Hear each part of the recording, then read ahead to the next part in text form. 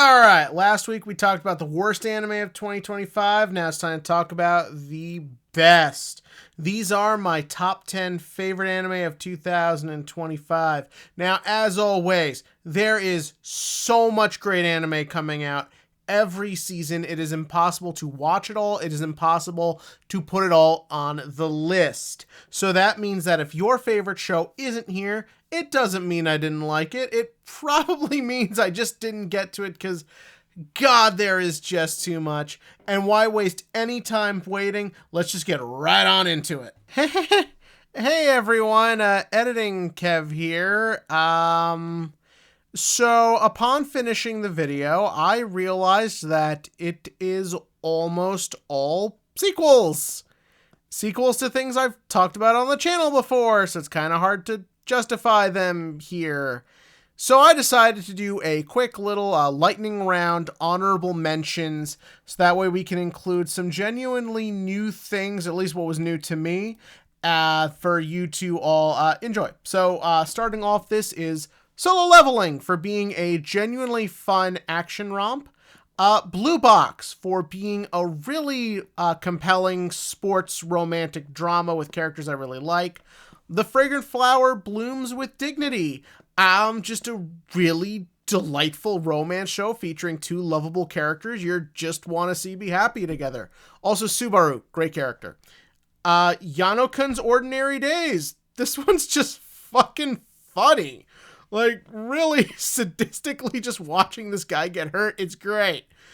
Mobile Suit Gundam G-Quex. I do think you could check this out as a new Gundam fan, so long as you go and acknowledging there's going to be some crazy sci-fi nonsense. I think it's a great teen sci-fi action show. Anne Shirley.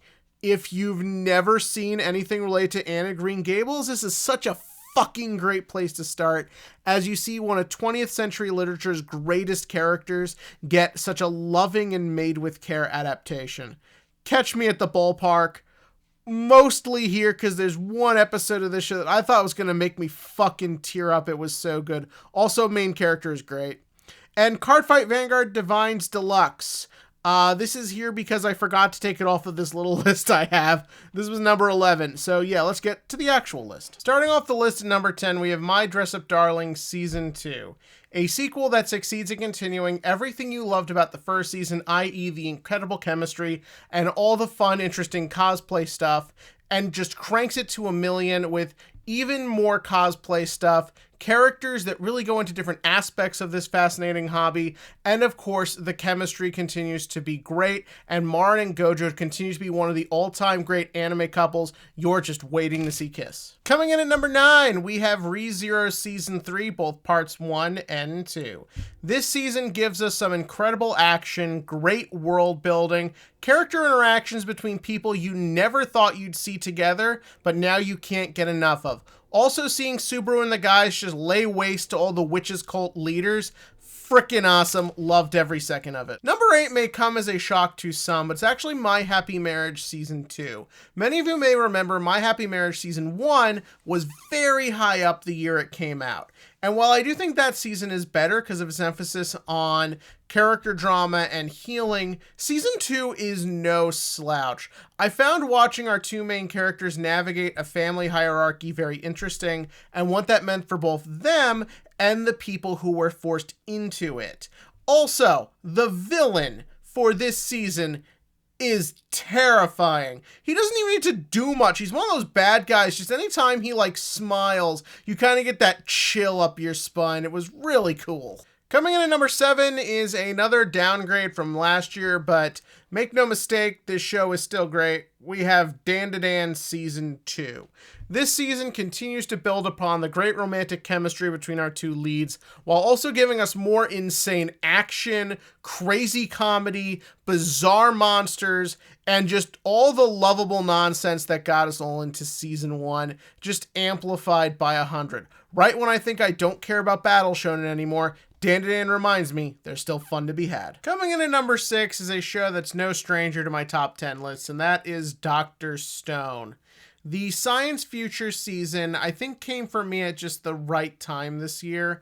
I really needed a show that, for me at least, kind of like gave me a feeling that humanity can make it, that we can persevere, we can learn, we can grow, and we can make a better future.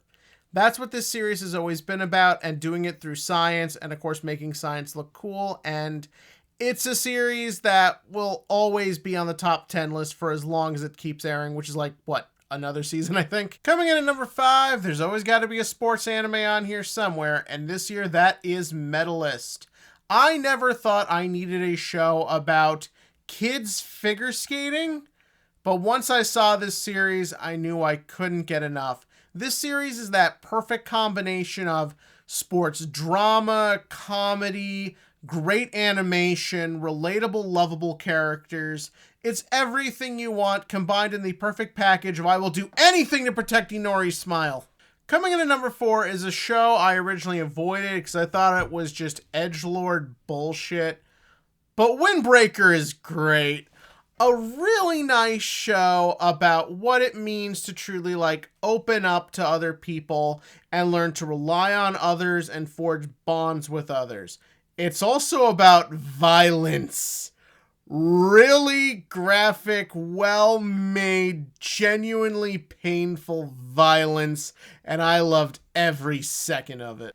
So coming in at number 3, this is a bit of a Lifetime Achievement Award, but I'm going to give it to My Hero Academia Final Season.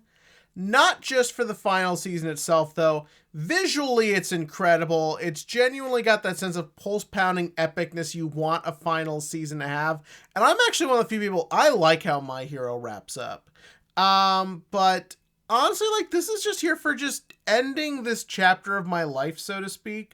Like, to say that My Hero was around for, what, like 10 years, I want to say, and that we just kind of like, our lives moved on and we watched the anime community evolve around it is really fascinating to think about. And to say that we made it to an actual ending, I don't know, it just makes me kind of happy and joyous, and I really will miss this series, problems and all. So for number 2, we have last year's number 1, The Apothecary Diaries Season 2. Apothecary Diaries succeeds at continuing all the incredible things that Season 1 brought us. Rather, it's the incredible character herself, Mao Mao, the breathtaking looks of ancient China, the incredible fun mystery plots that each arc is defined by, and also just getting to see more of a side of history we don't see a lot of. This show continues to be just one of the best produced anime of the last decade, and I feel is a staple of anyone's anime watching culture right now. However, I did elect to make it number 2 because, well, I do think the season's a little bit weaker than number 1.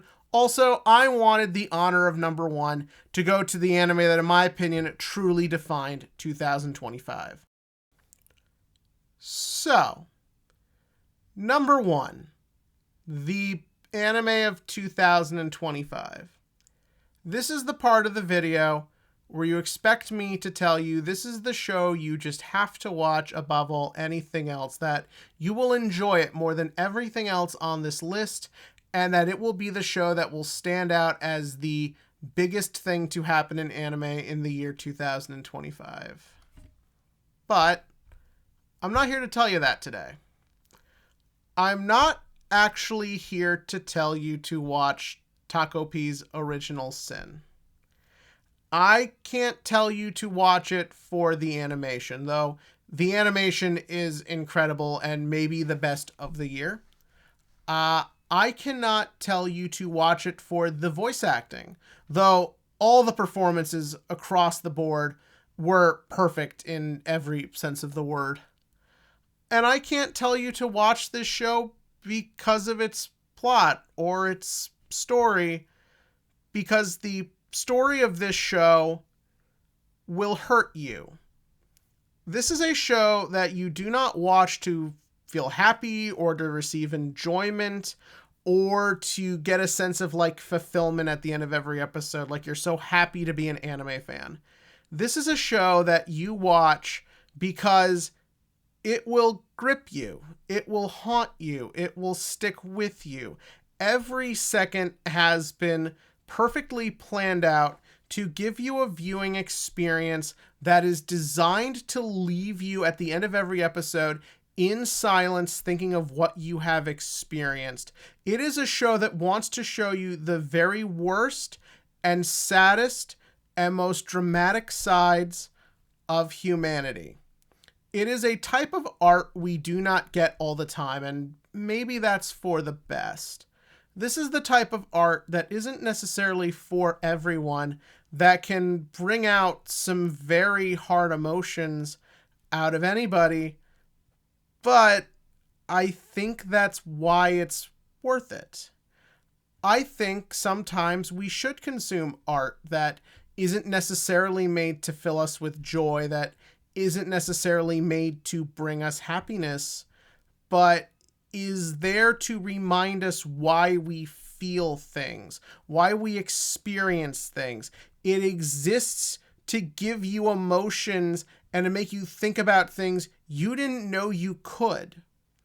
And that to me is the true beauty of art, when it can provoke and when you feel uniquely different because you experienced it. That is the beauty of this show, and that is the beauty of anime for me in general. The ability to give me an experience I didn't think I was getting out of just regular American television.